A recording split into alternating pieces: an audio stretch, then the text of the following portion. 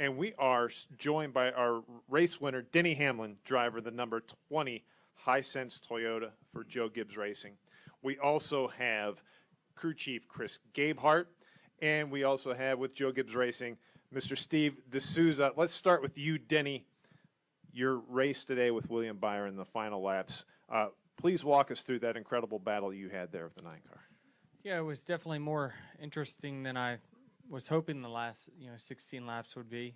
We obviously had a great lead there, and with that restart, I knew that it was going to be important. Whoever got to turn one first was going to come out with the lead, and he ended up getting a great shove from the 22 in that second to last restart, and cleared me. And there was nothing I could do. It was the 9 and the 22 actually cleared me into one, and there was nothing I could do. I thought that I wanted to race the 9 more than the 22, so I chose to push him past the 22 down the back straightaway and get him the lead.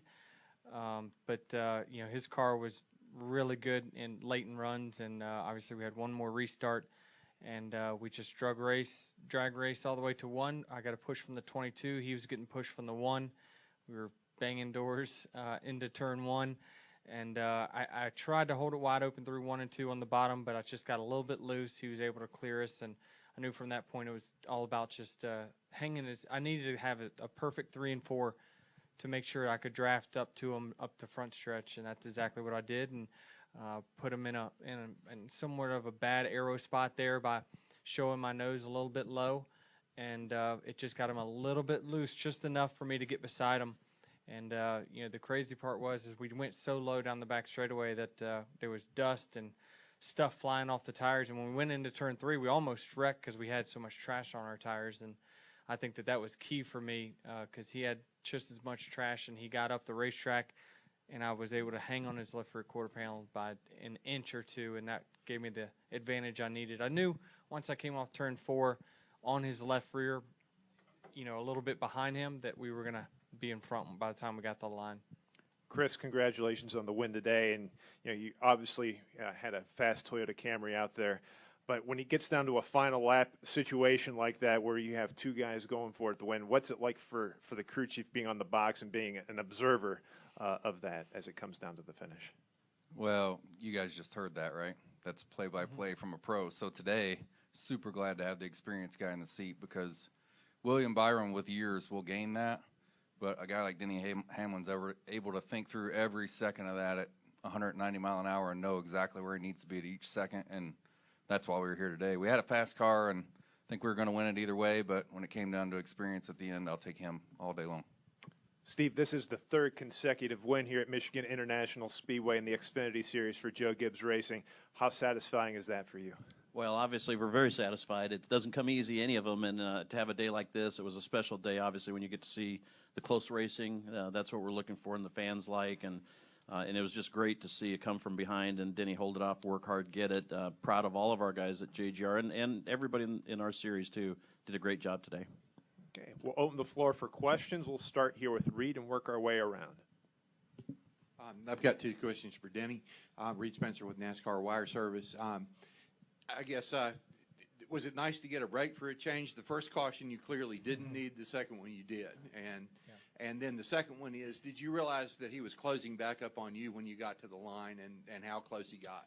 Yeah, I knew there wasn't going to be enough time, though. I mean, there's a certain amount of time it takes when you side draft past somebody. It takes a certain amount of time for them to then get the advantage and then side draft past you. And there just wasn't enough time between turn 4 and the start-finish line. So I knew I was in a really good position. As soon as I came off turn 4, just barely up beside him, I was very confident that we were going to have the right position by the time the line got there. Go next to Bob, and then the gentleman in the back. Bob Parker, CSPN. Denny, I have 2 for you. The first, everybody kind of stayed out there with 14 laps to go. Would it be the same tomorrow? Well, the tires just did not fall off much at all today.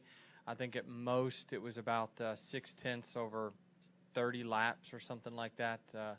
it was a track position race, but there was many times where we ran down the leader. Weren't able to necessarily get by him, but the pit crew did an amazing job, and I think we got the #1 pit stall because of Kyle, right, last week. Yep. So thanks, Kyle Benjamin, for the great pole last week, because that pit stall was key for us to move up positions every pit stop. And I'm not sure what you saw in the first lap, but if you see Brad Keselowski and Kyle have contact early in the race, do you think it's going to be a crazy day? I was actually blocked out from it, and every time there was a replay, somebody would be driving up beside me, and I couldn't see the TV. So I kind of got an idea of what happened, but that just tells you when they're fighting that hard into turn one on the first lap that track position is a major key. Okay, we'll go to the back here. Zach Heiser, Hillsdale TV. Denny, was there anything that you did, knowing that there was so much youth with William there when he got the lead, anything you tried to do to get under his feathers, knowing that he was so young?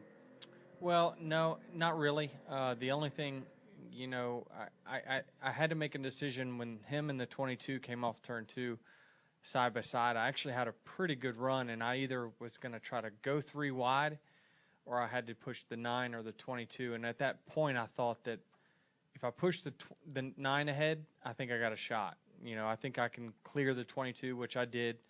And I would rather race the 9 simply for the experience reasons, although I didn't see him really make many mistakes those last few laps. I just took advantage of the situation that I was in and kind of used him up arrow-wise. So, it didn't matter really who it was, but I thought that I thought I made the right decision in pushing the 9 to the lead there.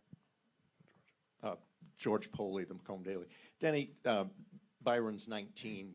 Can you recall when you were an up-and-coming driver in any of the series, being a close runner-up finisher like that, and how it felt and what you took from it, what you learned from it? Let's see. I was 19. I think I was working at Subway making sandwiches. That or working at my dad's trailer shop. So I can't relate, honestly. I mean, to be at this level at the age that it's a huge advantage for him. For the next 20 years, 25 years, he's going to be starting his curve, a lot earlier. I was 24, 25 when I started my NASCAR career. So he's got a big jump on that, and I'm sure by the time he's 24, 25, he'll be contending for Cup championships. So, I think that, these kids start younger and younger. Nowadays, it used to be when I was racing, it was 8 years old. You couldn't even get anything with a motor until you were 8. Now they're starting much younger than that. And so just like any other sport, the talent that's coming up is smarter, more talented, more athletic, and better than probably you are. So you got to use up the good time while you're here. Go to your back left to Colton. Colton Wood, Auto Week. With this win, you probably have some confidence heading into tomorrow. And with Joe Gibbs Racing in the Cup Series is yet to win, but 3 of the 4 drivers have won in Michigan, and you starting 5th and Kyle starting 4th. Is this kind of the track that you might think maybe is the breakthrough moment for Joe Gibbs Racing? Yeah, I mean, I hope so. I thought that we had a lot of cars that were very good in practice. I liked my car quite a bit, and that's something that we hadn't had on a 1.5-mile, 2-mile racetrack in a while. So we're trying slowly but surely getting better. It's not going to happen overnight. It's not going to, we're not going to go from where we've been running, in the latter half of the top 10 to winning every week, this week or next week. It's going to take some time. But I've really worked hard over the last month trying to find speed in myself and trying to figure out what I need to do to go faster, no matter whether it's an Xfinity car or a Cup car. So it's paying off. I feel like I am getting a little bit better. It's taken me a while to adjust to these aero packages that we keep changing to every single year.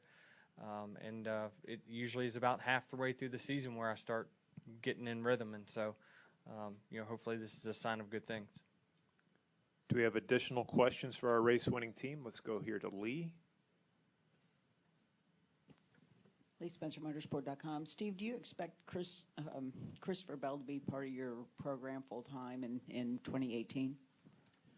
Great question. Right now, I think it's just a little early and a little premature. I mean, obviously, we like him. We're going to be running some a little bit more later this year, and I think we'll start probably end of July, to really start to determine what our programs look like, what our current sponsorship is, what our current drivers are, and then we'll look to see what we have available to add. Were you impressed by his debut drive? I'm forgetting what track it was, but Charlotte. Yeah, he did a really good job. That's, as everybody knows, that mile-and-a-half track on a hot day is really, really difficult, and we got to test him there earlier in that month, and I think it was lap 3, he spun it out and said, "Is that how these things are supposed to drive?" So he had no clue, but quick learner, and as Denny said, man, some of these young guys coming along are really fun to work with, and they got a lot of talent. They've never been in it. Jump in the car and just take right off, and that's pretty impressive. Actually, I remember many, many years ago, the guy next to me did the same thing, so it's fun to watch these guys as they come up. But we'll know more probably in the next month and a half, 2 months. We'll start wrapping things up, and we'll kind of know what we have to deal with. Well, gentlemen, incredible show you put on out there today. Congratulations, and Denny, good luck tomorrow.